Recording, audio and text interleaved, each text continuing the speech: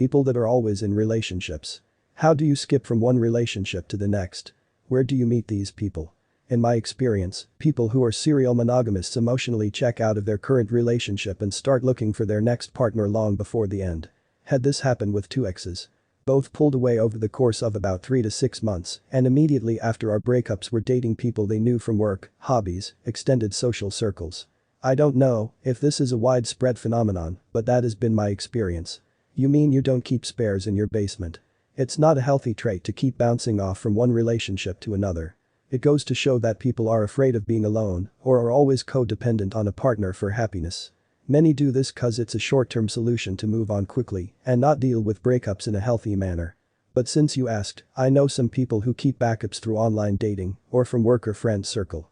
Many also keep looking for someone better while in a relationship, and when they do find that someone, they break up to go to the newer option. Fuck, just typing this feels so sad. Rule 1. Be attractive.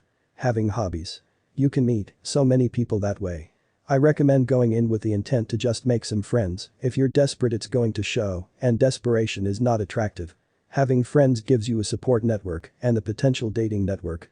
They're consumed by the idea of being alone, so they put extra effort into not letting that happen. Kind of like going from being fired from a job to another job, so you don't become broke. I have a friend who does this. She normally meets people online and then goes to meet them in person. As long as I have known her, since she started dating in middle school, she has always had a boyfriend in some form.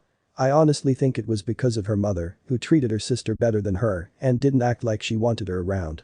It was a need for affection from someone that evolved into depending on someone to be there for her. Attractive works. But the other route is what I see many people do, which was coined by the great philosopher and poet George Costanza, vine swinging. They set up the next relationship before the one they're in ends. Happens very often, sometimes it's the cause of the breakup. Sometimes simply a circumstantial thing. I knew a girl like this in school.